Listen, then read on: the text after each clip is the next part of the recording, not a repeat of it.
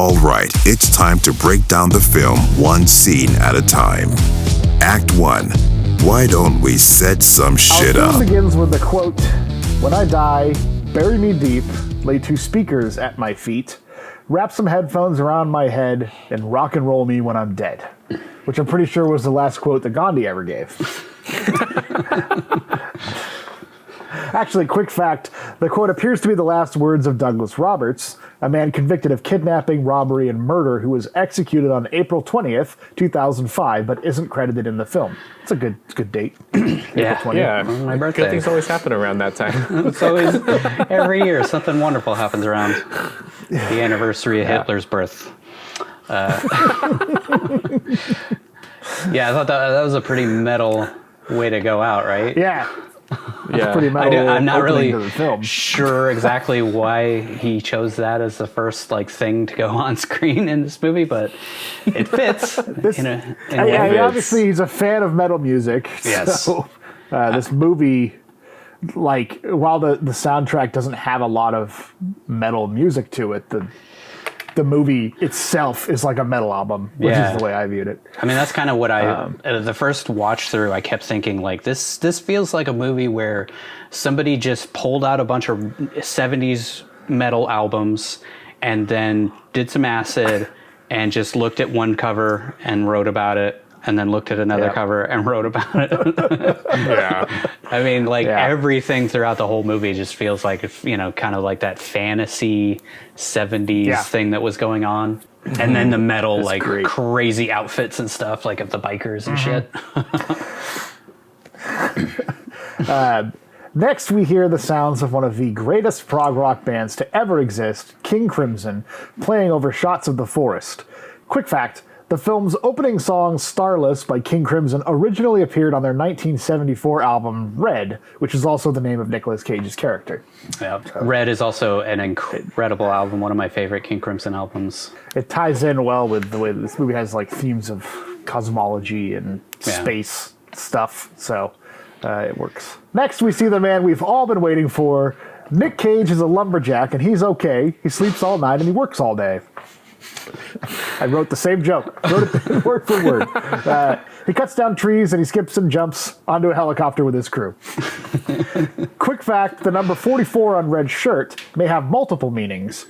A reference to Mark Twain's unfinished novel, The Mysterious Stranger, where a supernatural character called Number 44 appears and uses his supernatural powers to expose the futility of mankind's existence. New York Yankees Reggie Jackson, who is famous for hitting 3 straight home runs in 1977. And serial killer David Richard Berkowitz, who is also known as the Son of Sam and the 44 caliber killer.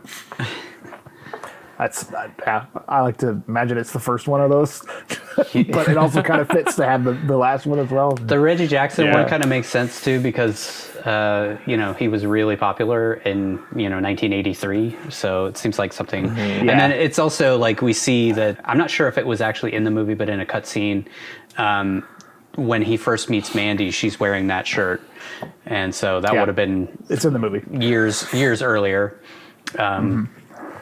And of course, that's his favorite shirt throughout the whole movie. Someone in the chopper offers Red a drink, and playing totally against character, Nick Cage declines, which tips us off that his character Red no longer indulges himself with alcohol. Yeah. I thought about that. This is the first movie where he turns down a drink that we've watched right out the gate. Mm-hmm. Yeah, I kind of got the sense that Mandy's the reason that he doesn't drink anymore. Because they kind of met in a bar, and then you see that scene where he's schluffing off the guy, offering him a drink after a hard day's work. Yeah, he's a recovered alcoholic and he's not. Yeah. He had that same kind of no. And when he does drink later on, it's he hadn't drinking in a while. Yeah. This is hidden in a cabinet. It was hidden in a Yep. So. I was going to say, it was a secret stash. Yep. Next, we see our titular character, Mandy, drawing fantasy-inspired characters in a notebook, something people did before they drew nothing but anime characters in Rule 34 fan art, meaning this movie is definitely set in the past. That's when I knew it was set in a different time. There wasn't just some anime furries. Girl with big eyes. Yeah, there's no cat chicks. She still drew naked chicks, but they weren't anime proportions. They just weren't anime. Yeah. That's the only thing that's changed. Red drives home to their cabin in the middle of the woods while listening to Ronald Reagan rail against pornography on the radio before smartly shutting that bullshit off. We see the words "The Shadow Mountains, 1983 AD" appear on the screen in the Last Unicorn font. It looks exactly the same, right? Fantasy 70s, 80s, happy-go-lucky Jim Henson looking font. Red and Mandy reunite with an Eric Estrada inspired knock knock joke because it's the 80s. It's just a really weird delivered knock knock, who's there? Eric Estrada. Eric Estrada who? Eric Estrada from Chips. I don't get it. Was it a reference? I don't know. I'm sure. It looks like Eric Estrada. And Humphrey Bogart. That's so weird. What a stretched out Humphrey. There's right after the credits. I didn't see it the first time through, but second time through, at the very end of the credits, it shows what she was drawing. And it's a picture of Red with a big tiger behind him, which comes into play a lot in the film. The starlings chirping. Yeah. If you notice that. They head to bed in a room designed like a bear and cougar deli counter, completely surrounded by windows on all sides, just hanging out like in the forest. I was like, are they sleeping outside? What is this? Like, this seems like a weird thing to do in the middle of the mountains, but they have like it's almost like a greenhouse window that like juts out. That's just, they have no walls and they're out sleeping outdoors, but it's still inside. Yeah. I'm sure that there's some like symbolism there, but it would be cool in like a rainstorm to sit in there. Yeah, I know those windows exist, so that's cool. They lovingly chat about their favorite planets, while the colors of the room fade between different shades, like the beginning of an acid trip, which is exactly what I think they meant for this scene and the whole movie. Quick fact, Red jokes that his favorite planet is Galactus, the villainous planet eater from Marvel Comics. We've mentioned this in the past already, but it's worth repeating that Nicolas Cage is a noted comic fan. When he changed his name to his stage name, he took it from the Marvel Comics hero Luke Cage, and he's played at least 4 separate comic book heroes across 5 films. Ghost Rider and the sequel Spirit of Vengeance, Kick-Ass, Into the Spider-Verse, and Teen Titans Go to the Movies. He was also slated to play Superman in an ultimately canceled Tim Burton movie, and his son Kal-El is named after Superman. Yeah. So I'm sure there's other references to things, but those are the ones that we could think of. So far hasn't made it into the DC universe, which is kind of a shame because he's obviously a big DC fan too. Yeah, well, I mean, that's Teen Titans Go to the Movies. He was Superman. Oh, yeah, that's true. Oh, yeah. Yeah, he finally got to play Superman like 20 years after he was supposed to play him in a movie that got canceled.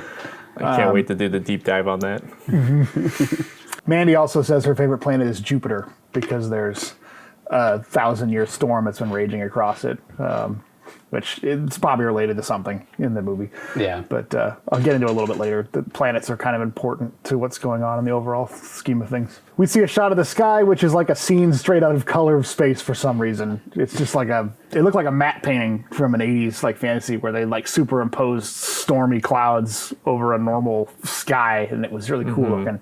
Yeah. They kind of did the same thing with the scene where they're in the boat later on, which was almost like took me out of the scene because it looks so weird. But I think that's what they were going for. It was like, there's a lot of things in this movie that just seem like they're weird for the sake of being weird. Again, I've never done acid, but I think it's one of those things when you're hallucinating it. Things like they're hyper realistic looking, but look off. Like it's obviously clouds, but they don't fit with the rest of the clouds in it. They look super realistic and weird. Yeah. But I can see that being part of it. This whole movie is designed to make you feel like you're hallucinating, which is cool. It's just cool, man. It's cool. All right. At least I think it's designed to make it feel like you're hallucinating. It feels like you're on a drug trip the whole time. Yeah. Start to finish. What the fuck are you talking about? Not so much, at the start it kind of eases you into it as things like this happen. Stuff kind of puts you off and makes you feel weird, but before things really go off the rails. Next, we see the two of them sitting and enjoying a nice day fishing on the lake, then sharing an eerily prolonged but still loving stare at each other, while each of them is on different sides of a large campfire, which is foreshadowing. It's worth mentioning that Mandy has a scar on one side of her face, and her eyes seem to be different sizes, which can lead us to believe that she's experienced some major trauma in the past. I thought she had heterochromia, but I think it is just she's got one blue eye, which is her natural eye color, and then one dark eye, but it's because her pupil is permanently dilated, like David Bowie had. Yeah. Do you happen to know, is she related to Le Chef from Casino Royale? Le Chiffre. Shifra. I couldn't get that out of my head every time I saw her.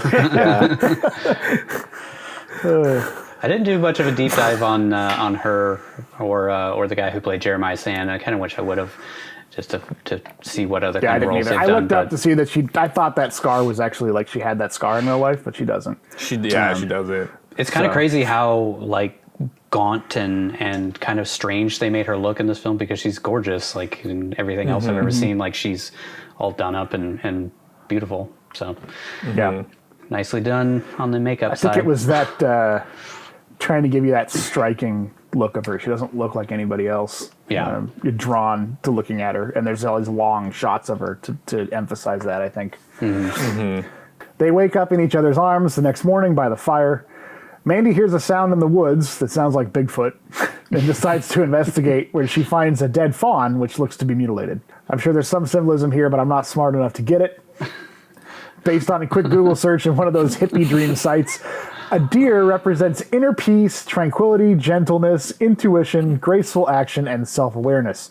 They have a strong spiritual connection as they are aware of subtle energies happening all around them, which does seem to align with Mandy's character perfectly. The fawn being mauled to death by some unseen creature in the night can't be good news, and is also more foreshadowing. She sheds a single tear like the Indian chief from the old littering commercials. She looks at this dead fawn. I think it was like, there's several things in here that show like how gentle of a spirit she is, and how like, she just like, I feel like they live in the woods just because she doesn't want to be around people, and she only really lets Red, get to know her, and he's like the only person she really trusts. Because like, especially how she looks at the gray-haired lady in the gas station later on, like just immediately like, what the hell? Why are you even talking to me? Just leave me alone. Let me read my book, even though I'm supposed to be doing a service. Right, working on my job. Back home, Red has a bad dream and says he wonders if they should move away. Mandy says she likes it here and it's their home. Again, it's in nature, out in the woods, tied in with the universe, whatever. One with the cosmos. Then she tells a horrifying childhood story about her dad forcing her and her neighborhood friends to bash baby birds to death with a crowbar because the starlings were eating cherries off their cherry tree. And her dad hates the starlings. Parenting 101 right there. That's a fun thing to drop on a little kid. Of Silence of the Lambs. Like the lamb story. Silence of the Lambs. True. Yeah, I thought the same thing. She says that she ran away when it was her turn to bash the baby birds to death, letting us know, again, what a gentle soul she is. Not sure I'd want to hear that story first thing after a nightmare, but it lets us know a bit more as to why she's living in the middle of the woods with no people around besides Red when he's not out logging. I'm not entirely sure what the significance of this parable was, but I wonder if the connection to starlings ties into Mandy herself, because she seems like a starling trapped in the cosmos with obsession with the planets and universal harmony. Yeah. Like not starling the bird, but a being from the stars, a starling. Things start to get ominous the next morning as Mandy reads an excerpt from a fantasy novel that seems to describe perfectly the stronghold of the cult we'll be meeting shortly. Then I wrote it down because I liked it. Under the crimson and primordial sky, surrounded by the jagged rocks of the ancient volcanic mountain, the wretched warlock reaches into the dark embrace of the fissure until his hand touched a smooth, glassy surface. Cold as ice, his fingers closed around the serpent's eye. Slowly he withdrew it and held it before him in the fading light of the blood-red suns. It glowed from within, a ghostly emerald light, strange and eternal.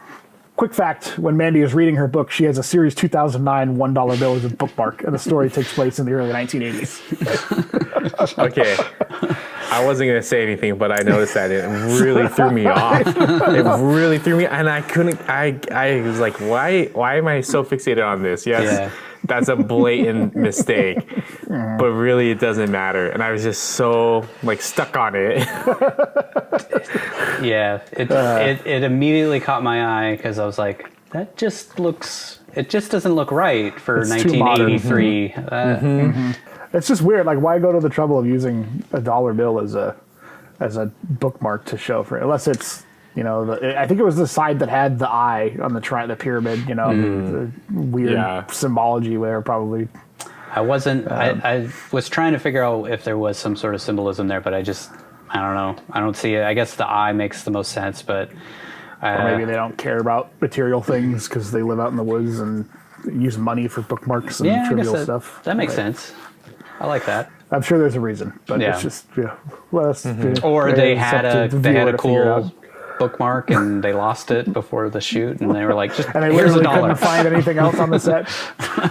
No other paper anywhere. Another quick fact: the book that Mandy's reading during the film, "The Seeker of Serpent's Kiss," is a prop, fake book. It's actually the name of the musical composition playing during that scene, and it's by the film's composer, Johan Johansson. It's a cool little. I wrote down the author trying to look it up because she mentions the author's name at some point, and I was like, oh, it's not a real author. I thought it was going to be a real book that had some significance. I thought the book when she's in the gas station was a real one, but I looked. It was like Lenore. What did she say her name was? Something Lenore Tor. Yeah, which I looked up, and it seemed to only link back to this movie, so I don't think it's a real. But unless it's a second book, I didn't realize it was two different books. It could be the same book. I didn't really pay attention that closely. She heads down the road with her book in a foggy, dreamlike world that's completely red. A van passes by filled with some weirdos. The Manson gang meets the Valley of the Dolls, if you're into references from the 60s.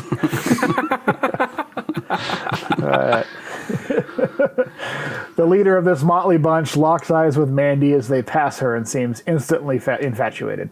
Really weird, long shot of staring back and forth between the two of them. Yeah, I love it too. Mm-hmm. It was like the first time that the music really just went dark as hell. So as soon as that like red scene starts and all the way through it. So, I also love that shot of her face just elongating as the camera pulls away. Yeah, fixed in like that to me was just him, like her image fixed in his memory. And then superimposed and just blurring over everything else. Yeah, and then as you see, we learn how obsessed he has become with her in that 10 seconds. Yeah. He saw her. Next, we see the title card that reads "Children of the New Dawn" as we head inside their wacky, wonderful world. The cult leader is named Jeremiah, as every cult leader should be named. I just thought that, like, either Jeremiah or Jebediah or some weird old biblical name. It's just some Children of the Corn shit. Yeah. Jeremiah seems real sleepy, and he isn't too pleased when his gray-haired nutjob servant asks him if he's doing okay. He tells her everything she does is wrong. And judging by her face, I'm guessing he's right. He says he feels naked without the random stranger he spotted in the road. He then berates old gray Betty with the punchable face, saying she doesn't seem to hear him, and that if she doesn't follow him, she will not ascend to heaven or Haley Bop or whatever this jackass believes. He then holds the word "please" for a ludicrously long time and tells her to be quiet and go fetch Brother Swan. When she says okay, Jeremiah busts into his best Gollum impression and says, "Go get me Brother Swan, precious." Should I do it? Should I do it in a Gollum voice? You should do it. Do it in a Gollum voice. Go get me Brother Swan, precious. Amazing. He wants it. Brother Swan is a bald doofus. Brother Swan, I read all this before, but it still gets me. The word doofus is so good. I know. Brother Swan is a bald doofus who Jeremiah instructs to go get the girl he saw on the road, and then he asks him if he has the horn of Abraxas, which I think is a flute that's been passed down from generation to generation to call leprechauns, if I'm not mistaken. It's an obscure reference to a viral video from 15 years ago, if anybody recognizes that. I want to go. It's great. Give me to go. I wanted to call that dude. I wanted to call him Red Foreman because he looks like the Hills Have Eyes version of Red Foreman. But then when I found out that Nick's character's name was Red, I was like, I can't do that because I feel like it'd just be too confusing. But, I thought I kept thinking of he kind of looks like the guy who plays Homer Simpson. Oh, yeah. The Dan Castellaneta or whatever his name Yeah. is. He does. That's what I kept thinking about the movie. I'm like, this is like the fucked up version of Homer Simpson's voice actor. Everybody in that cult was sort of like the fucked up version of some other person that I Yeah, you got Beavis and Butthead. Yeah, the guy who looks like Sting that cuts his own hair. The slack-jawed yokel version of Sting. The cult leader looks like a combination of Danny Carey and Maynard James Keenan from Tool. He does. The Horn of Abraxas may or may not be just some random piece of lava rock in the shape of the Ocarina of Time that they found, but for some reason the world turns into a flashing green strobe light when it appears. Oh, God. What exactly was going on there? I think it was to show, because it also happens again later when the knife shows up. I think it's that to be like, it's a demonic enchanted entity thing or whatever. It's possessed. It's not right. It's not of this world. All right, so please bear with me here because I did a lot of research. Well, not a lot, but I did some research on this, and everything my research just seemed insane. So if I'm getting any of this stuff wrong, if anybody actually follows this stuff, don't get mad at me. But not so quick fact. Abraxas, or abrasax, is a mystical word of uncertain origin similar to abracadabra. It's tied to Gnostic or Kabbalistic beliefs, and somehow the 7 letters in the name refer to the 7 classical planets in the solar system that were visible to the naked eye to the ancient Greeks. The Sun, the Moon, Mercury, Venus, Mars, Jupiter, and Saturn. The name also geometrically references the number 365 for the days of the year. In Gnostic beliefs, Abraxas is the great archon. Archons are builders of the physical universe and rulers related to the 7 planets. The Horn of Abraxas may be a version of the real-world Abraxas stones, which were gemstones with the name engraved on them that were used by followers as charms or as amulets. Wow. So a lot of this, and I included this because it's important to sort of understand what the hell this cult is believing, because that was something that threw me off as I was watching it, because I didn't understand what the hell they were talking about, and I thought it was just weird cult mumbo jumbo, but it seems like it's actually tied to real stuff. Yeah. And it seems like it's tied into the story, with Mandy and the planets and all that kind of stuff too. So yeah, that's why I said when she said her favorite planet's Saturn, and I think one of them mentions Jupiter and stuff. It's one of the 7 classical planets. I think Red said Saturn and she said Jupiter because of the storm. And then he changes it to Galactus.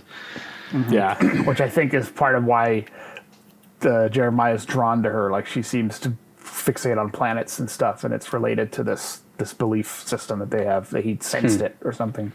Another not quick fact ripped straight from Wikipedia because I'm tired of trying to summarize his madness. Gnosticism is a collection of religious ideas and systems which originated in the late 1st century CE among Jewish and early Christian sects. These various groups emphasized personal spiritual knowledge over orthodox teachings, traditions, and the authority of the church.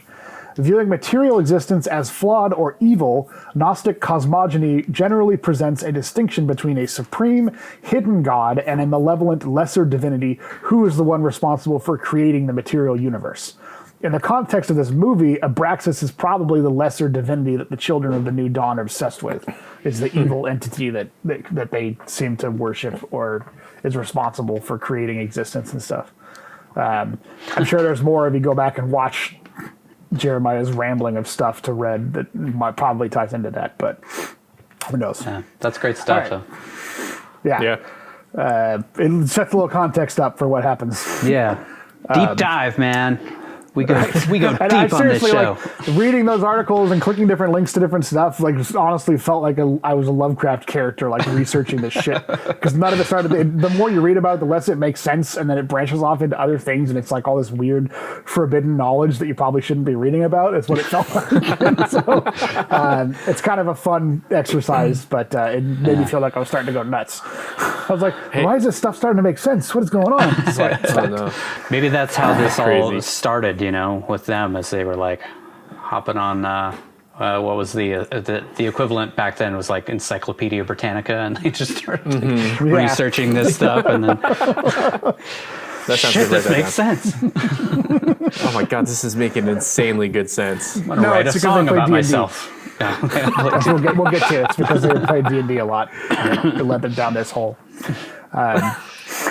Then Jeremiah tells Brother Swan to offer up the porker, too. And it pans to the kid from Bad Santa, all grown up, watching TV in the other room, hanging out with some guy who cuts his own hair and looks like Sting. If Sting did meth and was slack-jawed yokel. Did you notice that the freak was like playing with his hair the whole time? He was like playing with Thurman Merman's hair. Also, like a younger version of Mugatu from Zoolander. Just a weird little pudgy kid with white blonde hair. Obviously shouldn't be there, or like got grabbed by them and just doesn't fit in at all. No, he does not. Poor kid.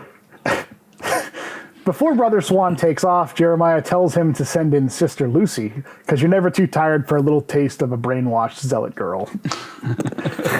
She goes in and closes the door, and you're left to the imagination what they're doing. Cult leader stuff. Yeah. You know, and spreading his seed. I mean, his other lady was, old and used up and gray haired. I get the sense she was his original, fuck toy for 20 years or whatever, and now he's casting her off for other people, and that's what pisses her off so much. She's the most sensual, sensitive lover he's ever had, according to 3 hours from now. When we get to that part. We cut to Mandy at her job as a clerk behind the counter at a rural gas station. The gray-haired cult lady approaches her and remarks on how cool Mandy's Black Sabbath shirt is, which, of course, it is, so you can't fault her there. By the way, there's another cool piece of foreshadowing in the background of this shot where we see 2 extra long bladed chainsaws on either side of Mandy.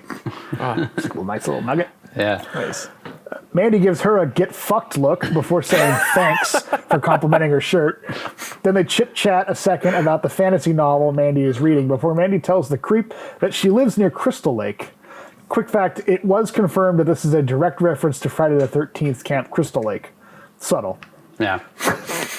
It was pretty... Wait, is that a real place? Like, that seems like a weird out-of-place, on-the-nose reference. Crystal Lake in the Shadow Mountains. I like... Yeah. Tried to look it up, and then I saw that little nugget. Yeah. It is. It's like saying you live on Elm Street. Yeah. Spooky lady overstays her welcome since Mandy clearly wants to go back to her book instead of helping out the only customer she'll probably see all day, before saying "see you later" ominously. Stupid customers.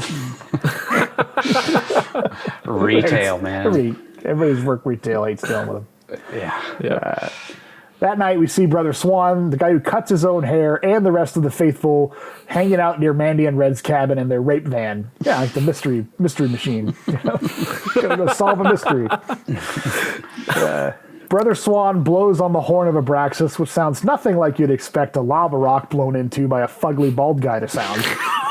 It's like this weird note that lingers and keeps going after he stops blowing on it. I don't know if you noticed that, but it was cool. Echoing through the woods.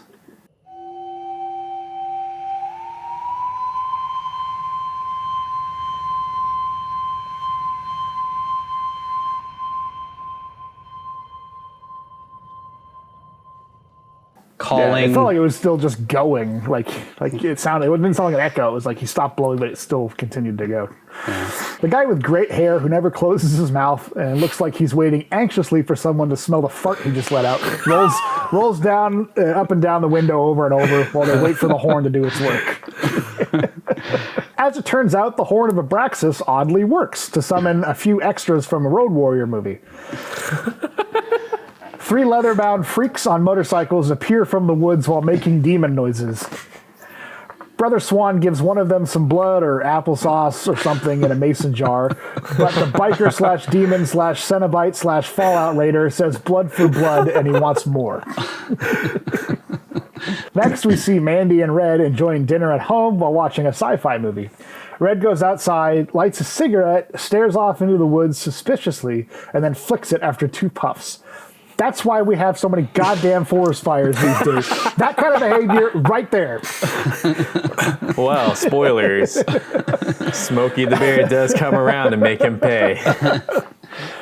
You want to start a fire? I'll start a fire, goddammit. Bring her out. They head to bed, but they're woken up in the middle of the night by the crazy biker Cenobites and the cultists who pull them shaking and terrified out of their beds, where Mandy watches as they knock out Red and then sees Thurman Merman get taken away to his presumed death by the bikers. Act 2. It's about time we had some conflict, wouldn't you say? Mandy wakes up at the kitchen table with Sister Lucy and Marlene with the gray hair telling her that the creepy bikers are gone. Red is fine and that he'll stay that way as long as she cooperates. Marlene explains that Mandy has a huge responsibility on her since Jeremiah thinks she's special, and they drip LSD into her eye and sting her in the neck with a murder hornet or something that looked super fake. It was really like robotic looking. And I was like, I don't know if this is supposed to look like that or if it's supposed to actually be a bee or a hornet or something, but I think it was supposed to be weird and it succeeded. Yeah. And, yeah. I mean, I'm guessing it was supposed to be like, oh, this is something from the Amazon, this crazy insect that we've brought over and put into a mason jar. Yeah. I was like, is this supposed to be a real thing? Is this supposed to be an homage to Wrath of Khan or something? Stick the little earwigs in there. Yeah. Sister Lucy, who probably still has some of Jeremiah's juice dripping down her leg, explains that it's all a beautiful dream, and Mandy starts tripping balls. Everything gets coated in a purple haze, and she is introduced to the Messiah himself. Jeremiah explains that when he saw her on the road, she called out to him silently. He asks her what she sees when she looks at him, and she says she sees the Reaper fast approaching, which baffles Jeremiah since I'm guessing he was probably expected Jesus or something along those lines. Fuck do you think he It's got that like robe on and stuff. I think he's, Yeah. oh my God, it's God. She just like, it's just one fuck you after another with her to him too, which I loved. Yeah. He just can't break her. She is who she is. Yep. Jeremiah plays her some kickin' jams that he compares to the Carpenters, but better, which turns out to be some Renaissance fair sounding 70s soft rock and just so happens to be Jeremiah's band. There's a quick fact. The song Jeremiah Sam plays in the scene where he tries to seduce Mandy is called Amulet of the Weeping Maze and was actually released in real life on the music site Bandcamp. It became a bestseller on the site shortly after the film came out, and on the single is a 17-minute track in the style of an interview called My Journey, which details Sam's life and his views on the world and God. Like, a lot went into this movie, a lot more. Yeah. I really do appreciate the world that they built out and that they really fleshed out. And that's super unique for an indie film to go to that length. And that's crazy that it became a bestseller, too. Well, it's, you know, bestseller on Bandcamp. it's better than the Carpenters. I mean, you know, great.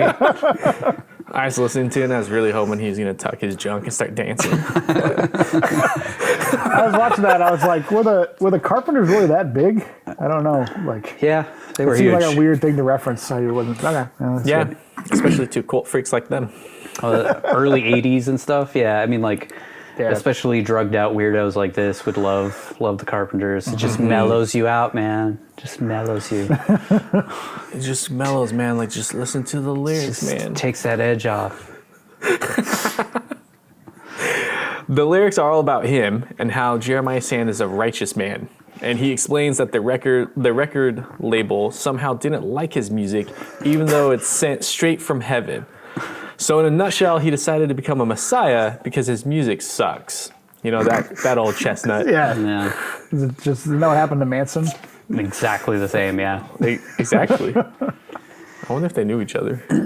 he was just infatuated with himself, you know. So it was like, of course, everybody needs to be infatuated with me, but these idiots at the record label don't like what I'm putting out there, even though I'm changing people's lives with this music. Change it. And that's exactly what straight this from Jeremiah God. Sand thing is. Like, he's got that same complex. Next, we see a crazy shot where Jeremiah explains his climb back from the bottom, where his face and Mandy's face morph in and out of each other, which was a super cool effect. And it took me a few seconds to realize that it was happening. I thought it was, and then I thought, no, this movie's so fucking trippy. It's just playing with my head. and then I saw the little le chef scar on her face. I was like, oh no, dude, this is awesome. It reminded me of the Blade Runner 2049 shot where they put the hologram and the prostitute together. Except I don't know, this was more like low budget than that one, and probably took a hell of a lot less time. But like this one was really cool. Like, first, I had the same thing where the first time I'm watching it, I'm like, am I just like imagining this? And then I saw the eyes get black, and I was like, oh, that's Mandy. That's Mandy's eyes for sure. And then the scar showed up. Yeah. While this is all going on, he explains that God spoke to him and said that others are wrong and he was right, and that he was given permission to go out into the world and take what is rightfully his. Then he stands up and tells Mandy he wants them to be special together. He opens a robe and presents her with the treasure he was given by God, a flaccid, dangling penis. It's our first actual penis on this show.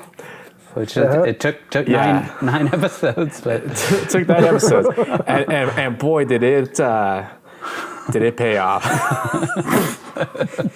Whoa, the wait was worth it. Mandy asks him if he wrote the song, and he explains that it's about him while he gropes himself, which was pretty disturbing. Mandy then starts laughing her ass off in the dumb shit's dangling apostle, which he doesn't take too kindly. Quick fact, this interaction was very similar to the first time my girlfriend saw my penis. Disrobe and take a look at that. Soak it in, baby. Soak it in.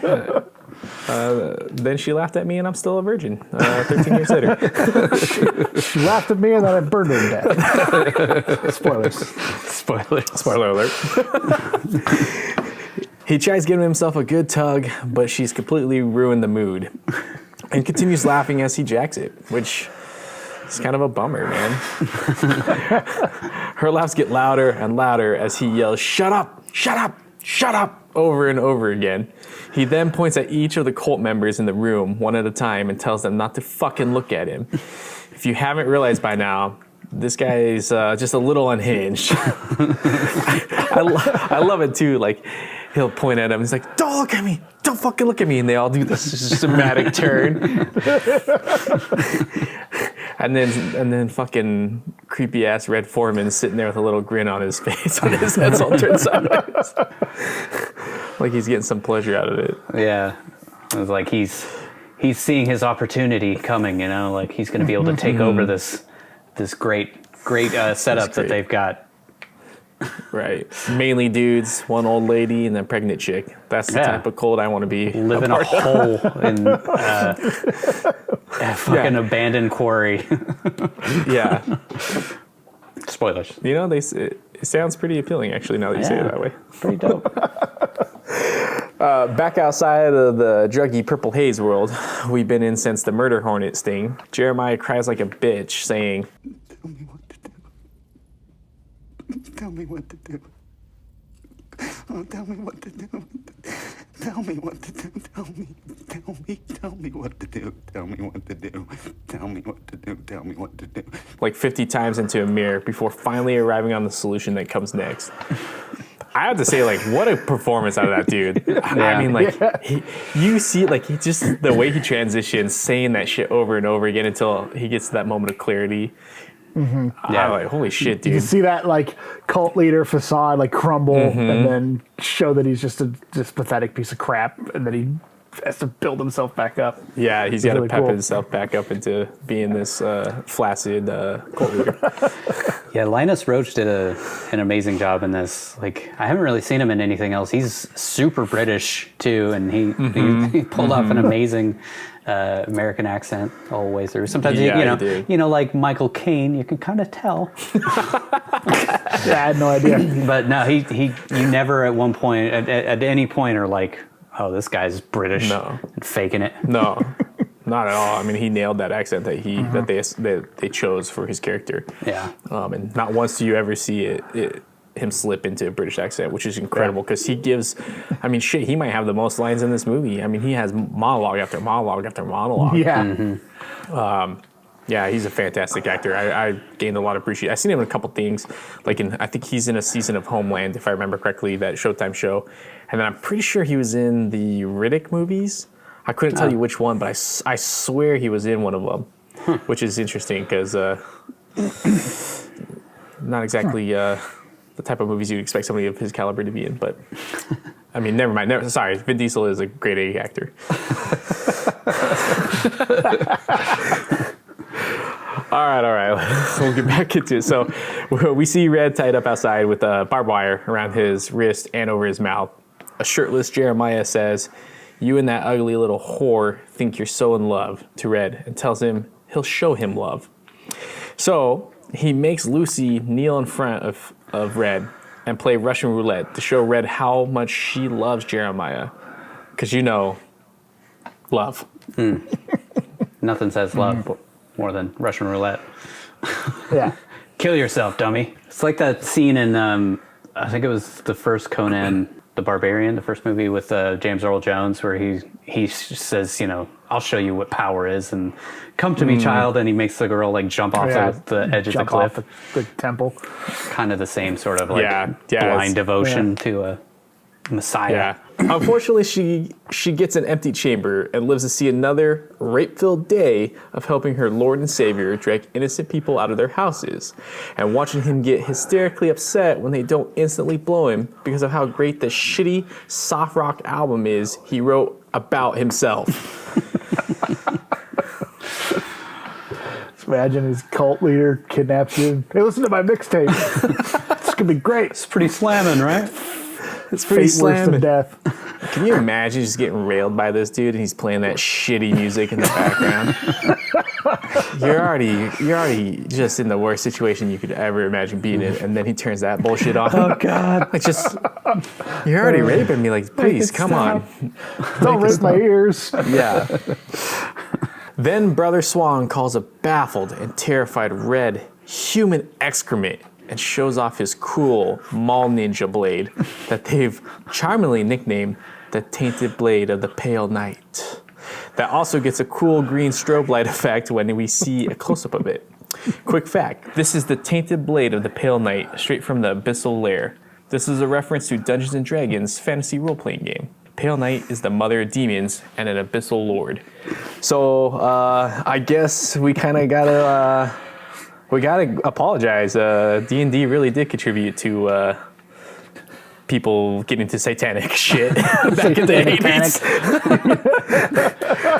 80s. So, Mothers Against D&D, this is our official apology. We should have listened. It was all that Slayer and D&D, man. 80s. Yep. Creates fucking cults. Figure, Nigel, I'm sure you have something you want to throw in here. You're the board game guy, obviously. Yep. I actually don't play that much D&D, even though I have a bunch of fucking D&D books, but I haven't had an opportunity to play it that much. Just the Abyssal Lair is basically like where demons come from in D&D. So like the Abyss is like one of their versions of hell.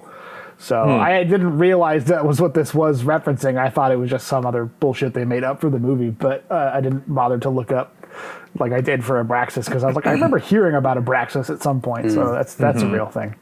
Yeah. Well, real. But that Abraxas. I guess these guys like to LARP about stuff as well. But they do the real LARPing, dude.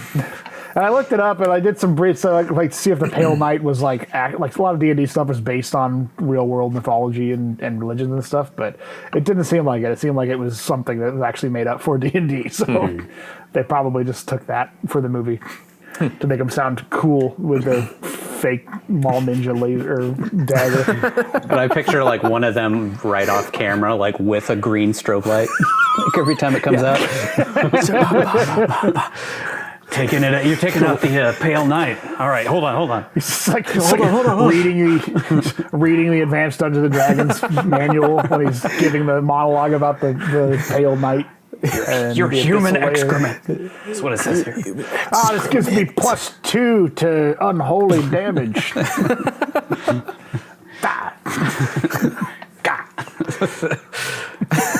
Stab your ass. Red's just fucking standing there like, what the fuck? Yeah. These D&D nerds are gonna fucking kill me? This is how I die? Really? This is how it ends? Freaking how it like, ends? huge lumberjack dude gets, him and his girl screwed over by these fucking weirdos who are into D&D. Nerd-ass cult. Have stupid mall ninja blades. Have fucking green strobe lights, on the ready whenever they need it. What the fuck? So as you might imagine, Jeremiah stabs Red in the side with the pale knight and tells him that he's about to see the cleansing power of fire. Dun dun dun. Possible Jesus allegory. Mm-hmm. Got a guy tied up, getting stabbed in the side. Yeah. Mm-hmm. Yeah, because he does say something about the mistake that they made with Jesus, or like the mistake with crucifixion and all that stuff, or the problem with it. The mistake Jesus made was that he didn't use a sacrifice or something. Oh yeah, that's right. That's right. That he was the sacrifice. Yeah, he was the sacrifice. Instead of making someone else do it. So we then see them drag Mandy out in a sack. They attach her to a pole and set her on fire, where she burns alive in front of Red, who screams out through tears in horror, while this gaggle of nut jobs stand around laughing and smirking. Brother Swan explains, the darker the whore, the brighter the light, as Red sobs while being forced to watch the love of his life die in front of him. This was a really good scene for Nick. I really enjoyed the range of emotion that he showed as this scene was taking place. Yeah, he was amazing. I mean, a lot of his performance is silent throughout this whole movie, and I feel like he steals every frickin' scene without saying a word. Mm-hmm. Yeah, this scene, it was silent. Like he's screaming, but it's subdued. You don't hear it over the soundtrack or whatever that's playing. You just see him doing it. Yeah. I definitely feel like he nailed the scenes. I mean, without having much dialogue, just the way that he carries himself throughout the film, especially in the third act. I mean, that takes a lot. That takes a lot, and that takes experience to be able to portray the range of emotions that he then goes through as he's cleansing these fools from this earth. The zealots take off, but make one huge mistake. They leave Red alive, figuring he'll die from the stab wound to the side, exposure, or both of those things. He, of course, gets free of his restraints straight away and crawls to the still smoldering ashes of his partner in life, where her head turns to dust in his hands. All this to build our seething hate for these assholes and to make the satisfaction that will come from Red killing each and every one of them all the more sweet. Spoilers. And boy, is it. Yeah, spoiler alert? The knife wound doesn't seem to faze him at all through the rest of the movie. Yeah. Which was interesting to me. I always kind of wondered about that, because it would have been like right into his lung, right? I mean... Yeah, they went right through his ribs. So it almost is like, the movie's presented like a realistic thing that's happening, but there is something supernatural going on. Like the knife didn't kill him. Instead, it gave him made him this supernatural spirit of vengeance, is what I thought when I was watching it. Yeah. Like he is in Ghost Rider. But yeah, it's one of those cool. I like the way the movie blends the two, where it's like, hey, you don't know if this is just a weird drug-fueled thing that's actually happening, and it just seems so fantastical because of the drugs, or if it's like a modern fairy tale, so things just are, have like supernatural elements, or if there is a supernatural element going on, these mall ninja morons actually did stumble into some real, demonic cult type stuff. Yeah, they do a good job at kind of playing on that. What's reality, what's not reality, especially as we start getting into the biker gang, and you actually see him interact with them. And all the lore behind them, too, that Nick has explained to him. Red stumbles into the house, bloodied in just his underwear. Good choice, guys. And in just his underwear and shirt with a tiger on it, and looks around bewildered. He finds his favorite shirt and the last shirt Mandy wore. Good old number 44 on the floor, and embraces it. He then watches a little TV, He sees a commercial for a macaroni and cheese company called Cheddar Goblin that features a goblin puking mac and cheese on little kids while they scream with delight.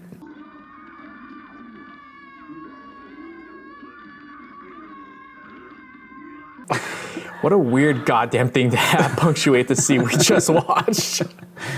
It's so confusing. Definitely one of my questions, but we'll get to that. Yeah. There's a quick fact associated with that commercial. So the Cheddar Goblin commercial was directed by Casper Kelly, who directed the Adult Swim short Too Many Cooks, which fucking So makes awesome. sense. It makes so much sense. Yeah, when I read about that, I was like, oh, it's so good. Perfect person to have associated with this film. But yeah, it's kind of weird that it exists at all in the movie. But when I read that, I was like, all right, it's okay. I don't really understand why it's there, but I think it was just kind of like, we needed like a moment to sort of process what happened, and like, and it's like life is already weird. Let's just make it weirder. Yeah. Like the Cheddar Goblin. Cheddar Goblin. I was watching. Cheddar Goblin.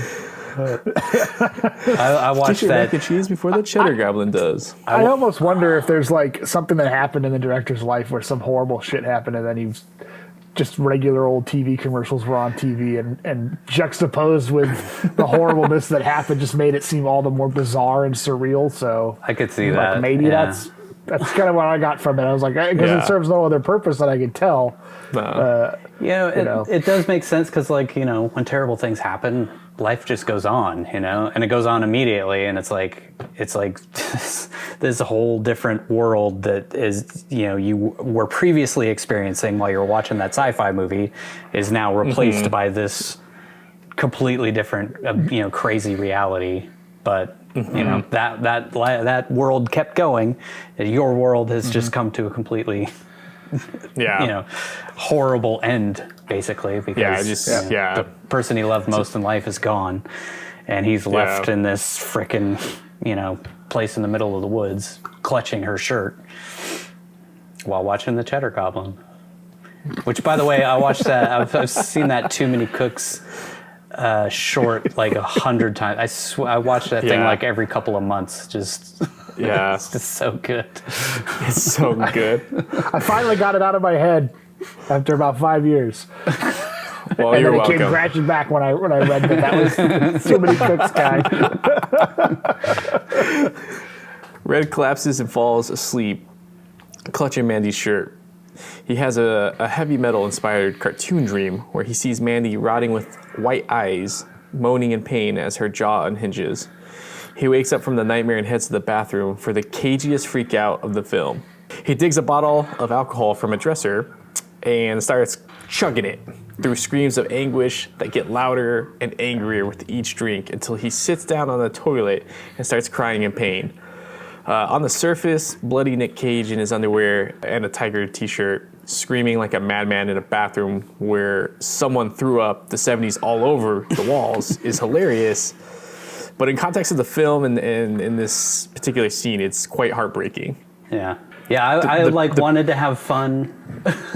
Like when he starts going, and I'm like, okay, here it comes.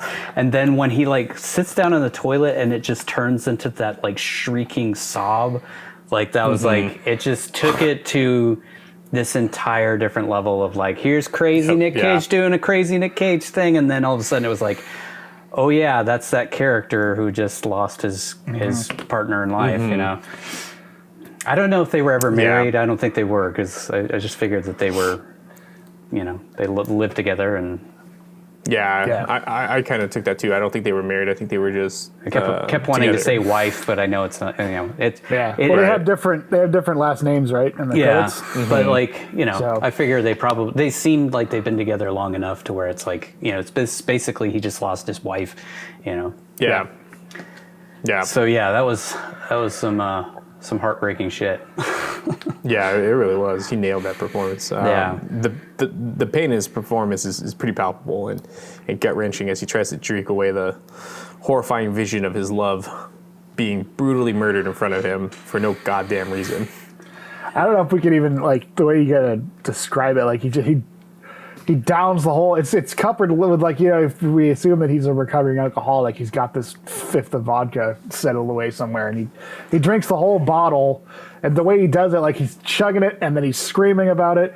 And it's also like coupled with, he's finally given in. He's drinking alcohol again, which is an alcoholic will never want to do if they've tried to get over it. And he's like grabbing his throat as he does it because it's burning and like choking on it. And then goes back to screaming and then chugging it and like growling and slamming his fist down. It's so visceral. Yeah. It's such a great, like, it's such a great performance. Yeah. You can also, I love the extra touch. Oh, sorry, go ahead. Oh, sorry. I was just going to say, I love the extra touch of him pouring the vodka on his wounds, too, to cleanse it on the stab wound and on his knuckles and his hands. And it was just like you said, it was just very animalistic. It's very guttural when he's screaming. The pain was very, very palpable. And I love that, like, you can tell that they just let Nick Cage go. And because the camera's like trying to like follow him, like they're like, I don't know if he's going to stand up or flinches. Yeah. But like, I mean, that makes it even better because it's like they didn't know what he was going to do. The camera even flinches. Yeah. Like there's a part where he's like, ooh, ooh, like I didn't know if it was like the camera operator screwed up or if it was an intentional like. No, I think that they were like expecting him to stand up, and you know, I think they didn't know what he was going to do. I don't think they had any idea. Yeah. But it's all one long take, so they couldn't redo it, so he just left that part in. But it works because it's almost like you're looming in to watch him, and then you're like, ooh. Yeah. So actually, here's a quick fact that I didn't think I'd be able to bring up, but it actually plays in perfectly here. So talking during the interview, the writer and director, because did he direct it as well? Cosmatos? Yeah. Or Panos. So he did mention that he sees films nowadays, like everybody wants to have a really clean film where it's cut perfectly and every camera angle is perfect, right? It's all mapped out. But he loves that like kind of rough, gritty type of film, you know, like there's going to be mistakes, and as long as they're not big mistakes, like leave them in there because it makes it feel more real. So that definitely that lines up with that particular scene. Like that's something that I could imagine he loved, because Nick Cage did talk about, you know, they did do a lot of like one take scenes, or not one take scenes, but like one long shots, right, for the scene. And so that both those things like cue in, and that makes sense. So I bet you they did tell him, hey, just like do what you want to do, and the cameraman was not prepared for him to stand back up, because that's when the guy is pushing in that he comes back. But because it was just so organic and it really fit that whole scene very well, to just leave it in instead of reshooting. Yeah, I've seen every time Nick Cage does a crazy thing in a film, somebody puts out a video of like, here's just the crazy thing, and with no context whatsoever. So I saw that's a clip on YouTube now of just him screaming like crazy in his underwear and his tiger shirt, drinking and stuff. And I'm like, come on, man! It's just like Vampire's Kiss, like. Out of context, it doesn't make sense, and it's weird. But like, you missed an hour straight of build-up for that scene that makes it super powerful and like an incredible performance from Nick Cage. I will never stop defending this man. Aside from in Dog Eat Dog, holy shit! Yeah, it's funny when you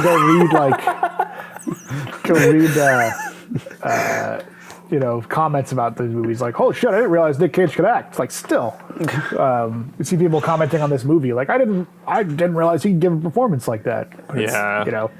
Like we've only watched 6 movies, and you can see that range, or 7, or however many movies we're on. Like you can see that if you watch more than 2 Nicolas Cage movies, then you know that he can give performances like that. That's sort of his thing. I think that's just a weird take to me. The best thing about this whole show in general is like, I didn't know what this movie was. I didn't really have a clue, and this is a hidden gem, just incredible performance from him that like probably never would have seen, never would have even thought of. And it's like, stop just immediately figuring that they're going to be crap movies. Like Nick Cage makes interesting decisions. I think that's his whole mission in life, is like every time out he wants it to be interesting for him. He wants it to be unique and different, and like, you know, he swings for the fences. Sometimes he strikes out, but sometimes he hits some home runs, and this one is a home run, in my opinion. Act 3. the resolution.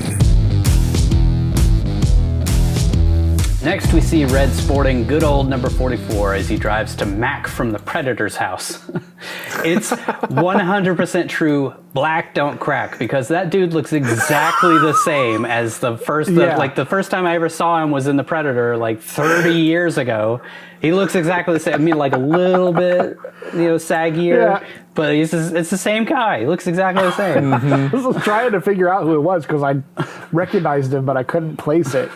And I had that weird feeling of like, I recognize him from like a really old movie, but he looks the same, so it's super confusing. It was like 88, right? Was the Predator? So it's been 30 years, but in between that movie and this movie, and he looks goddamn near exactly the same. Look at Schwarzenegger versus 87. What he looked like in 87 versus now. 87, it's crazy. So, black don't crack. Red says he's come for the Reaper, and Max says, over here, and produces Red's crossbow. Get ready for some Predator jokes. They're coming. This is awesome. I assumed that like they put him in army fatigues on purpose, that this is like these two served together at some point. That was the interpretation I got. Yeah, they went to bust some drug lords in Colombia one time. Some weird shit happened. Yeah, they don't talk about it though. Chameleon came out of the woods or out of the jungle. Mac asks Red what he plans to do with it, and he says he's going hunting. Max says, if you're going hunting, I've got some other shit you might want, and tells him to turn around to the cupboard where he has a few arrows. Predator? All right. Yeah. Then Red says he's hunting for Jesus freaks, to which Max says, I didn't know there was a season for that. Which I thought was a funny line. Great. Then he explains to Mac what happened to Mandy, and like I wanted to make it a Cageist moment, but it's also another one of those things that's just heartbreaking. Like they set her on fire. That whole thing. Oh my god. Like it's got some funny moments, but like if I put the whole thing in there, it's just seems sad almost. I don't know. Yeah. He tells Mac all about what happened to Mandy and about the psychos that showed up, weird biker dudes and all that stuff, which makes Mac immediately launch into exposition about the cult. He explains that truckers have been coming up dead, prostitutes vanishing, and gutted bodies have been showing up on doorsteps, and blames it on a group called the Black Skulls. So I guess the Black Skulls are different from the cult, because the cult is the children of whatever. What was it? Children of the New Dawn. Children of the New Dawn. And I'm guessing the bikers are the Black Skulls, right? Yeah, it's a biker gang. Apparently, there are stories of a biker gang that ran courier for a manufacturer of LSD that took a disliking to this crazy biker gang and cooked up a tainted batch that made them all completely insane. Which sort of explains it, but doesn't explain why they sound like demons every time they talk. Right. That's the origin story for like the Raiders in the Fallout games. Is they're all like hopped up on drugs, and they so much that they go insane, and they just are constantly tripping, which is why they're so violent and makes deadly. Sense. Which I thought was funny. I would definitely say that he probably is like a fan of like RPGs and stuff. Probably, yeah. He's got some real role-playing stuff in there throughout. He tells Red that he should go into this revenge knowing that his odds aren't good and that he'll probably die, to which Red says, don't be negative. Which I love, as like nicely undercuts that scene. Especially after that heartfelt like rant about the crazy people who killed his girl. Max says that they were spotted near Spirit River, and that when he saw them, they were in a world of pain. And the craziest thing is, they fucking loved it. Red says, thanks for the info, and Max says, anytime. He didn't say any of that Predator stuff, just so you know. Back at Red's, shit gets badass. Red forges a huge steel axe straight off of a heavy metal album cover. Literally, this was inspired directly from the logo for the metal band's Celtic Frost. If you look at their like the F and the T in the Celtic Frost logo, it's exactly that axe, which I thought was pretty badass. Oh yeah, that's awesome. Then finally we see the title of the film, Mandy, in heavy metal band logo font spill its way onto the screen. Red speeds through the forest in his Bronco at top speed in the night. He finds a perch in the woods and waits for the biker freaks to make an appearance. He shoots one down with an arrow that Mac explained would cut through bone like a fat kid through cake. So it's nice that they did one last kind of shout out to Thurman Merman now that he's out of the picture. There's one more little homage. He hits one in the neck, right? Like that first one goes down. Yeah. Knocks it off of its bike. And then he hops in the truck and runs him down. And this dude must have been built like a brick shithouse because hitting him causes Red's Bronco to flip, knocking Red completely out. He just like hits it like he just ran into like a concrete barrier. Yeah. Which I'm not really sure if that was supposed to like show, oh, look how tough these bikers are. Or like what the hell I think was it was going just on. supposed to look badass. Yeah. Like at this point, we're like in full the rest fantasy of the movie. world. Yeah. It's just full fucking death metal music video shit. Yeah. Just enjoy the ride. Yeah. Yeah, from here on out is just dope. He sees another vision of Mandy after he passes out in cartoon form again. This time she's deep in the water, naked, snarling with red eyes. I feel like each one of these little cartoon things has like some symbolism, but I'm not really entirely sure. The only one that really, really made sense was when she pulls the green thing out of the tiger, you know, like the wounded tiger. Yeah.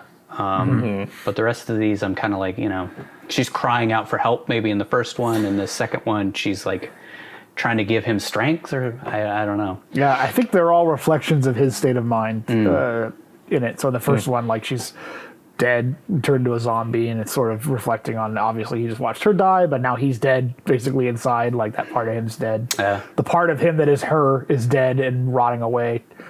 I just now realized with that tiger one and the emerald, it harkens back to that passage she reads out of the book when the guy pulls the shining emerald green stone out of the whatever That's thing. right. So I'm glad I read that because it'll make sense. Yeah. And I think the tiger's supposed to be him. Yeah, which I think is definitely. what that thing at the end with the picture of him, and she pulls that out of him or whatever. He wakes up in the den of the demon bikers, handcuffed to a radiator, and has his other hand nailed to the floor. A demon He's biker. in a Saw movie now. It's not the same thing. Want to play a game? One of the demon biker dudes slices him across the chest, prompting Red to say,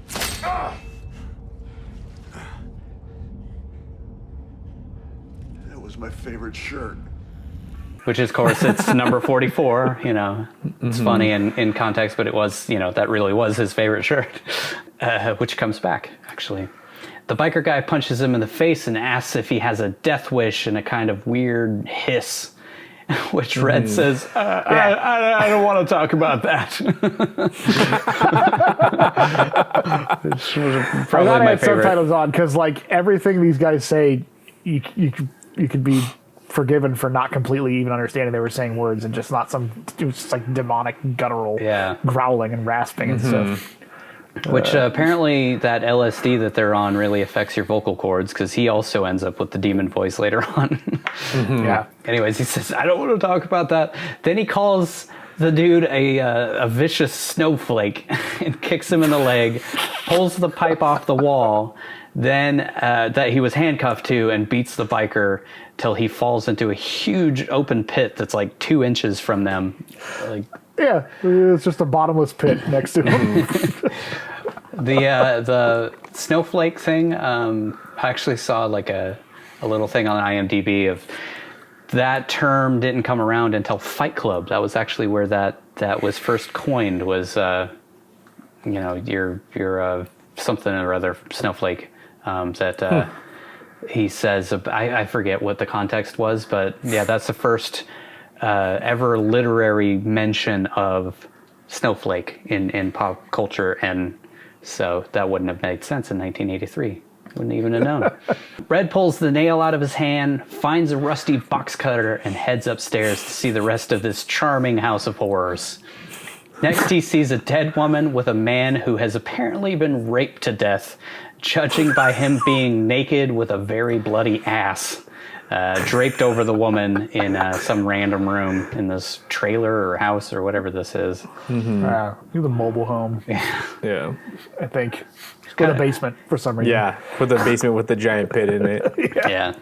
Yeah. It's, maybe part it doesn't of... have to make sense anymore. Maybe it's part of the mine or the quarry that, maybe it's like a farther outstretch of that. I feel like this whole area is owned by this cult or owned by these LSD bikers or something. I don't know. But it's just kind of a big open area in the woods, which do exist. There are a lot of places where somebody owns 300 acres that you don't know what the hell is going on that land. And this is apparently what's happening. Red walks through the kitchen, and I have to say, these biker demons are really bad at keeping up with the house chores. Dirty dishes everywhere, and there's papers and clothing all over the stove. I mean, that's the fire waiting to happen. Just like, Red flicking that cigarette. Yeah. A lot of these things can be prevented. Just so you know. Red spots a biker dude snarling and snorting a huge pile of crank or something while watching porn, as you do. Just sitting there with your big giant strap-on knife blade cock, snorting crack or whatever the hell he's snorting there, and watching porn, and making some snarl noises to yourself. He's a fuck pig. He's snorting like a pig. Yeah, in the credits he's named Fuck Pig, which is great. This guy also sports a strap-on knife blade straight out of the movie Seven. If you remember that scene in Seven where he forces him to have sex with the girl while he's wearing one of those. And I'm guessing that correlates to the raped guy in the other room, since it's still dripping blood. So must have just had an unfortunate encounter on the road and got pulled into this crazy world and raped to death while not actually being raped. Just, stabbed from the anus out. That's how I want to go. That's how I want to go. The freak catches Red's reflection in the porno that he's watching and sees him come at him with the box cutter. After a struggle, the demon biker falls on top of him, and his strap-on blade cock gets stuck in the floor, giving Red the chance to slice open this dude's throat, unleashing gallons of blood straight onto Red's face. He's probably going to need a tetanus shot or a Hep C test after this is all said and done. Dude, it's the 80s. That guy definitely has AIDS. At least HIV. Especially after raping all these random people on the road and shit. And you just know they've been sharing needles. Red laughs in the creature's face as it dies and then throws it off of him. I don't know, I'm sure they're men, but they're just creatures at this point. Yeah, they're like demons, basically. That's what he's just descended down into hell, which happens in a lot of these movies, it seems like. Yeah. There's some kind of descent into hell moment, which is kind of that's kind of what this whole like. end is these godly people really live in a hole with nothing around them. Suddenly, a gunshot comes out of nowhere, and Red looks up to see the same freak who fell down the bottomless pit downstairs firing a shotgun at him at point-blank range, but somehow completely misses him. Nick Cage screams, "You ripped my shirt!" in a way only he could, and then snaps the dude's neck and gives this crazed look at the camera for a second, which I really appreciated. That felt just like Ash out of the Evil Dead movies. Yeah. I was really hoping he was going to be like, "Who sent you, baby girl? Who sent you?" Before snapping the guy's neck. But, I really wonder, because right before that, when the fuck pig falls on him, he somehow doesn't stab him. I He just know. stabs into the floor. Yeah. And this guy misses him with a shotgun from point blank range. I really wonder if he's like supernaturally immortal now at this point. Like he's Maybe that's like, what the stab you know, was, you know? right. Like there's some kind of supernatural powers keeping him from getting harmed until he carries out his vengeance or something like that. Either that or these guys are all just completely blitzed Yeah. on all these drugs that they're taking all the time, and probably your pick. probably seeing 3 of Nick Cage everywhere he goes. Well, yeah, because we see in a little bit what they're seeing. We get a small literal taste of what Yeah. their lives are like. That's coming right up. Then he takes a big old snort of whatever crazy drug these maniacs have been snorting and tracks down the axe he forged. Up just, you know, they like displayed it already. They've already got it all put up on the shelf. He finds his crossbow, and then he finds a jar of LSD that he immediately sticks his finger in and licks. This causes a sudden Raiders of the Lost Ark face melting scene and gets him all sorts of jacked for the adventure to come. I love that, like, stare into the camera, like, with huge And eyes. then this part, like, he's like becoming them, basically. Like he's covered in their blood, and he puts on one of their vests and stuff, and he's just like turning into these monsters in order to fight them. Which I think they alluded to at the very end that, you know, he basically is gone. Like, and Max said, whatever, Carruthers, that's his actual name. But Max from The Predator said that these guys just aren't, you know, they're never going to be the same. They're just completely crazy after that first drop of acid, or hit of acid. They just never were the same again, which, you know, from the looks of it, it doesn't seem like Red is ever going to be Red again. He spots the last of the demon bikers chilling by a car fire, roasting some marshmallows and contemplating what all this life stuff is about. Just kind of chilling out outside, you know. Didn't hear the gunshots or anything from inside. It's just chilling out. Hey, sometimes you just gotta mellow yourself. Stare into the fire, and you know, just let all the cares of the world drop away, and just relax by the fire. Focus on what's important. Yourself. Yeah, you gotta take some personal time sometimes, you know. Red shoots him through the neck with an arrow, and the freak just pulls the arrow out the other side while blood spurts from the wound like it's nothing. LSD is a hell of a drug, that's all I'm saying. Red heads to him, huge axe in hand. He slices at him, and of course, the biker is ready for it. Despite this life-ending wound that the biker sustained, they go round and round for a few minutes before the biker says, "She's burning!"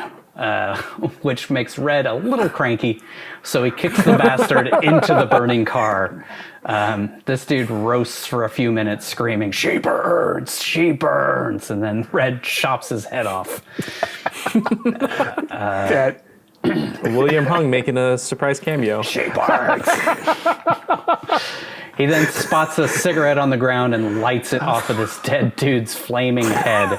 It's just metal as fuck moment after metal as fuck moment from here on out. And this whole thing reminded me of like a Mortal Kombat fight too. Like even right down to getting shot through the neck and not killing him. It was like those X-ray things the new Mortal Kombat games do. And then he just beats the guy to death and then throws him into a fire and chops his head off. Finish him. That's the finishing move, is smoke a cigarette off of the flaming head. Yep. Red smokes his cigarette while looking cracked the F out, staring directly into the camera. He rides one of the demon dude's bikes to a radio tower that appeared in his LSD vision, and finds a big metal shed underneath it. Inside, we meet the cult's chemist, who is cooking up a batch of LSD as we speak. I don't remember seeing this guy in any of the other shots, so maybe he's he's sort of the free agent of the group, you know? He just gets to do his own thing. Well, he doesn't have to follow them around while they torture people and stuff. Right. He just makes the LSD. He's got to make the medicine. He hears Red coming and reaches for his gold Luger. And who doesn't have one of those man with the golden laying gun. around, you know? Yeah, he's the man with the golden gun. I've been waiting for you, Mr. Bond. He decides not to grab the gun and instead turns around to face Red. And then the lights come on with some crazy, like, musical beat to each of the lights, which was pretty cool. We see this dude has a Bengal tiger in a cage. I'd think that was strange, but after hearing how cheap meth addicts are selling those things on Tiger King, it honestly makes a whole lot of sense that these guys would have tigers. Of course he's got a tiger. He's like, hey, I was doing it a favor. I rescued it from these it's the least freaky weird people. thing. Yeah, You know, really. It's the least weird thing what's going on. Yeah, it really is.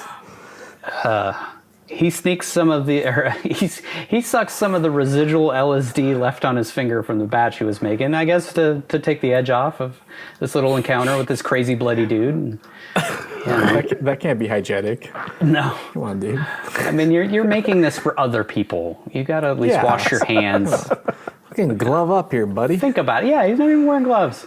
Wouldn't that soak into your skin, like, if you were touching it with your bare hands? Mm-hmm. Yeah. Maybe that's why he's on this, like, another cloud where he can sense Yeah, he just lives in a auras and different stuff. realm Yeah. at this point.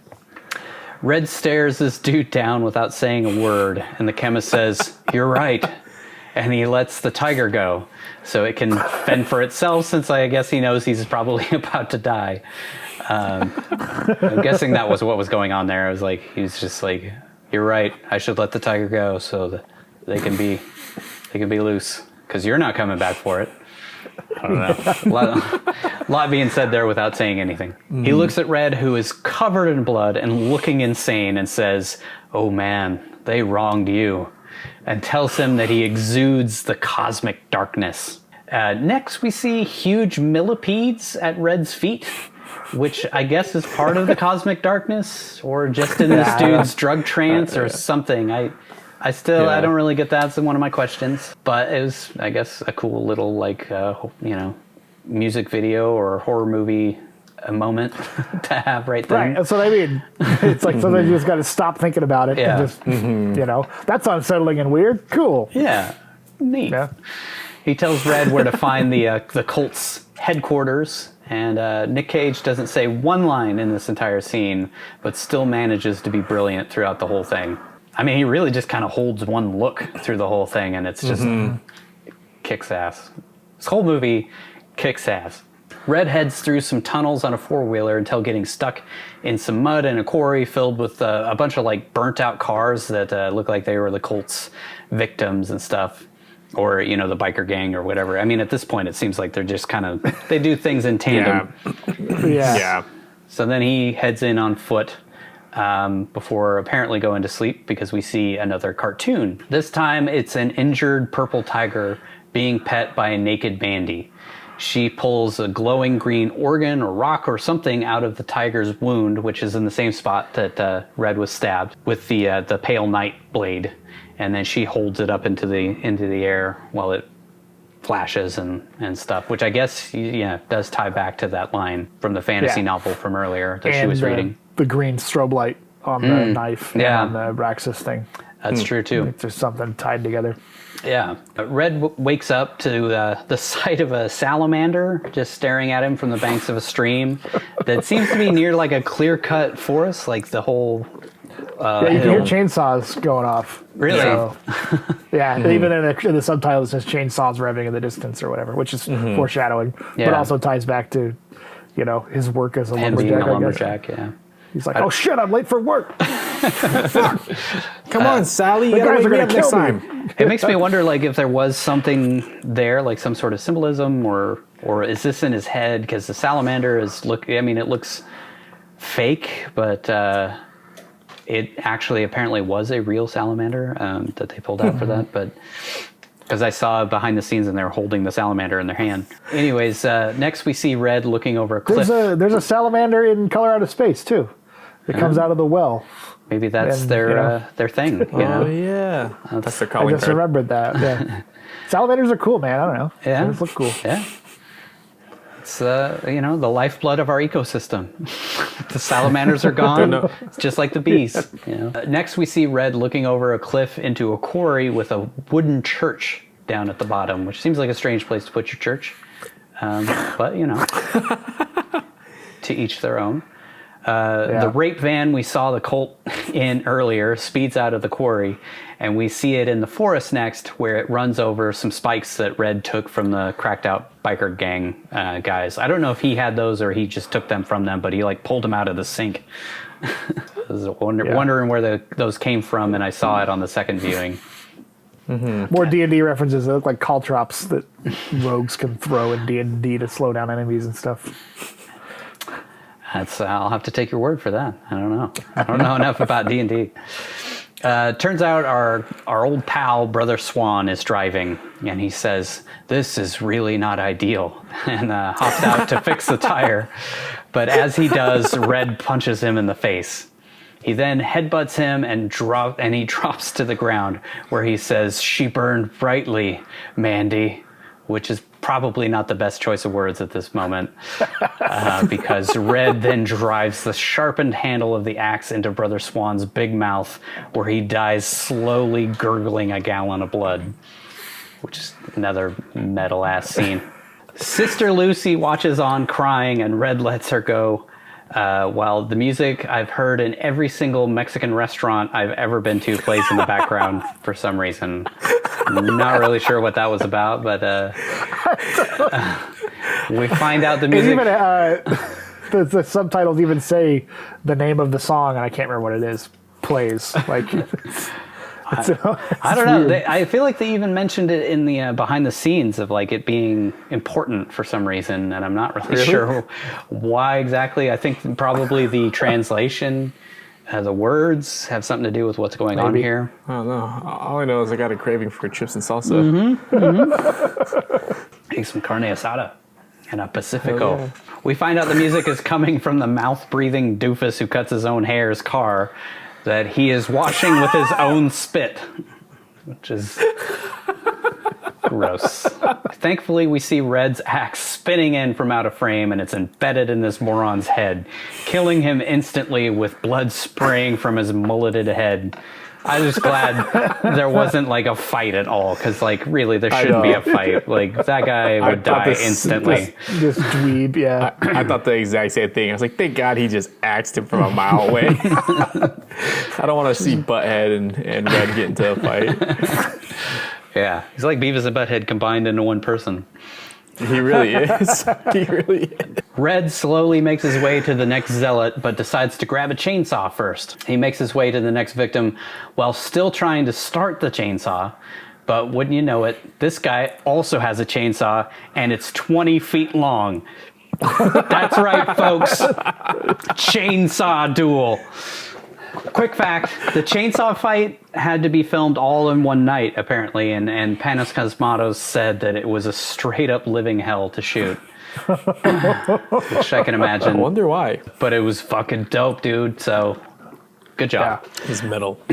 Red finally gets his saw started, and as it turns out, his career as a lumberjack comes in handy because he happens to be pretty great with this chainsaw. They battle for a few seconds before Big Chainsaw Guy knocks Red's away while also losing his in the process, just like that scene in Princess Bride, you know, when they both knock their swords away.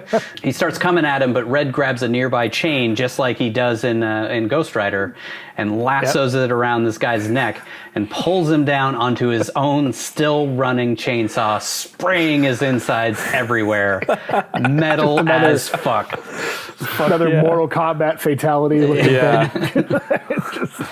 It would have been more metal as if they'd somehow lit the chainsaw on fire. Oh my God, that would have been awesome.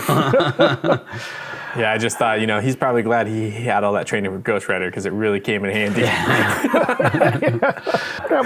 How hard it would be to throw a big fucking chain like that. Like how much that thing has to weigh. Yeah. To whip it around this guy's neck. I mean, you know, he's a lumberjack and he's okay. Sleeps all night, works all day. Okay. God damn it. Finally, he puts on women's clothing too because he wears Mandy's shirt. He does, doesn't he? He hangs around in bars at the beginning. He does hang around in bars. That's how he met Mandy. That's how he met her. All ties back. This is a prequel story to that song from Monty Python. All right, here we go. This is when shit gets dope. Finally, we see the church at the bottom of the quarry. Red walks into it, accompanied by the sound of some heavy metal drums and droning guitar that still gave me chills even after 3 viewings. It's so awesome. Red walks in, he finds like a little pulpit that has a Bible on it. He looks at it for a second and just throws it on the ground, and then starts crawling down a shaft leading underneath the church. Which makes sense that these guys would all be living in a fucking hole in the ground underneath the church rather than being inside of the house of God. They live deep beneath it in this mine pit. He makes his way down a long shaft before arriving at the gray-haired heathen herself. He finds her crying in her empty, weird room where she apparently just sleeps on the floor. They don't have any furniture and any of this stuff, which I guess, goes back to the, like, you have to suffer because, we're all just, trying to appease God, and we're not allowed to have anything nice and all that kind of stuff. Even Jeremiah doesn't have anything in his pit. Nope. Which I'm assuming he's probably got another place that he goes outside of that little hole that he's in. That's where he delivers his sermons by himself. Yeah. Or maybe that's where he goes to commune with God or something. He says God's in that room, which, we'll get to. Yeah. But she tries to seduce Red by saying Jeremiah says she's the most sensitive lover he's ever had. Red gives her a nice 1,000-yard stare and unfortunately off-screen cuts her head off, because I really would have liked to have seen that scene where he just... Yeah, me too. You know what? Yeah. Sure. I was worried he let her Make go. love to you after your head is gone. I was worried that he let her go like he did Lucy. Yeah. Like he let Lucy leave. Lucy might have been innocent, but I still think it was a mistake letting Lucy go. Yeah. This bitch definitely deserved it. Finally, we reach the Messiah himself. Jeremiah gropes at the walls in his underwear as Red approaches. He says, "Come no closer. God is in this room." To which Red answers by chucking the gray-haired lady's head at him. Which gives him a nice little yelp. Like that. Yeah, I love that. But, that's kind of what I'm saying is like, I think that, that's where he goes to commune with God and probably trips out on acid and shit. Yeah. I think that there's like, it's a hole, like it's an actual hole, and there's light coming in from up above or something. I wasn't totally sure about that one. Because it seems like Red goes pretty deep into this mine to get to these freaks. Yeah, it must be that they built their church over a mine shaft. Yeah. And that's, which... Yeah, I wonder if it's like supposed to be like the Oracle of Delphi from the old Greeks, because they had their temple on this fissure in the mountains where this natural gas would come up, and they'd go inhale it and have hallucinations and shit. That's how the oracles heard from the gods. That was like that's what archaeologists think caused it, was like toxic gases they were inhaling and having tripping out. Makes so much sense. Yeah, that actually, that could be what's happening. And mines are known to be filled with all sorts of crazy noxious gases and stuff. That could be part of why these people are the way that they are. Jeremiah says Red can't harm him because look at all God provides: a dirty hole in the ground and an abandoned quarry. Sweet, sign me up. He says Red is just meat without a soul or a brain, and that he has no spirit everlasting or radiant light. Then Red starts talking like one of the demon bikers in a kind of monster voice and says, "The psychotic drones where the mystic swims. You're drowning, I'm swimming." Which is fucking metal as hell. I don't know exactly what it means. But it feels like, like that line that Jules delivers in Pulp Fiction, where it's just like, just sounds like some badass shit to say before you cap a motherfucker, I kind of feel like this whole thing is like he's the embodiment of what these people actually want like what their cult tries to, like, they're just the posers doing drugs and thinking they're actually tapped into this cosmic shit.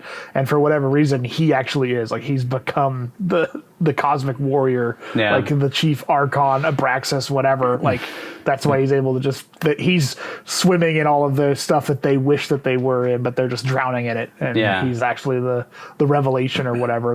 He's the dark messiah, whatever you want to call it. Jeremiah calls him an unholy abomination that isn't even worth his spit. He offers to save Red's soul, but when Red grabs him, he turns into a sniveling shit. He tells Red that this was all part of his journey to his own salvation, to Red's salvation. But when the religious bullshit doesn't work, he tries to give Red a blowjob so he won't kill him. I'll blow you, man. I'll suck your fucking dick.